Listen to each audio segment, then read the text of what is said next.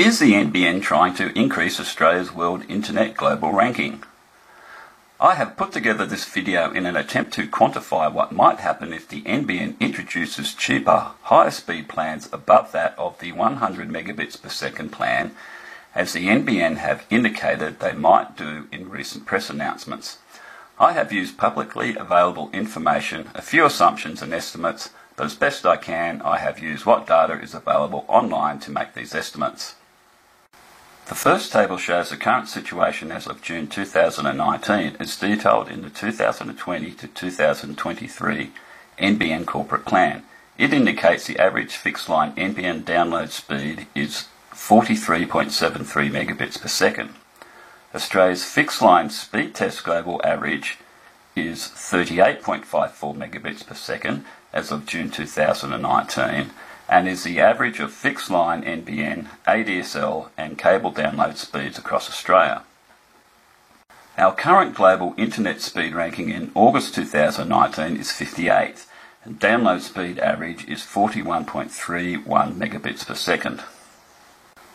The next table shows what might happen if the NBN introduced their proposed cheaper high-speed plans based on June 2019 data above 100 megabits per second, namely a 100 megabits per second plan with a slower upload speed, a 250 megabit per second plan, and a 1000 megabit per second plan or 1 gigabit plan with slower upload speeds.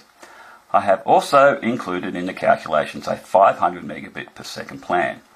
A shift to these greater than 100 megabit per second plans of no more than 6% of fixed line users could increase the average download speed a significant amount to about 82 megabits per second, which as of August 2019 would make Australia 32nd in the world internet speed rankings for fixed line services.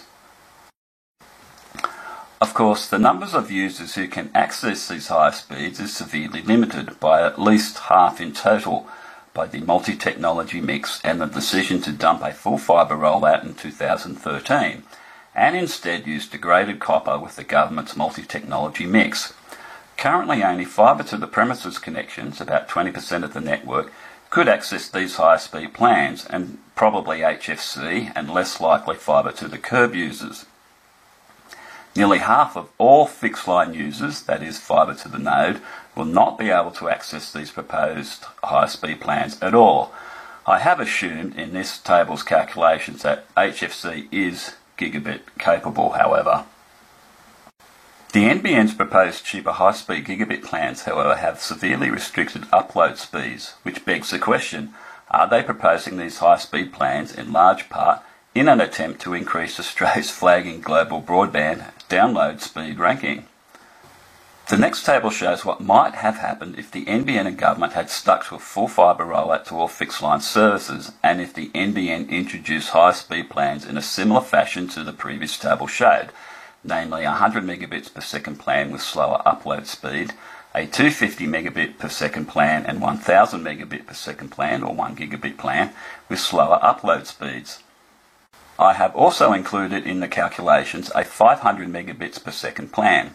A shift to these plans of no more than 12% of users, that is double that of the multi-technology mix 6% of users, as the entire fixed line network would be capable of doing it, instead of only about half of the multi-technology mix network. This would increase the average download speed dramatically to about 125 megabits per second, which as of August 2019 would make Australia 6th fastest in the world in terms of internet speed rankings for fixed line services.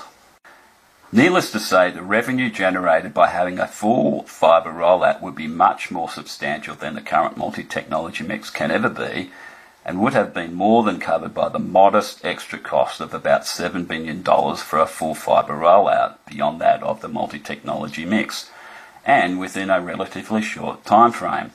I detail this in another video I have linked to at the end of this video and in the Show More section of this video. This NBN and government decided to roll out degraded copper instead with its multi-technology mix, which has set back Australia at least a decade or more in broadband in comparison to our Asian neighbours and also Europe.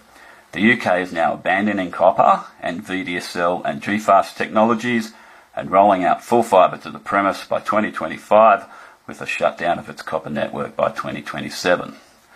Links to the relevant reports and online articles are located in the Show More section of this video. Okay, that's it, and thanks for watching.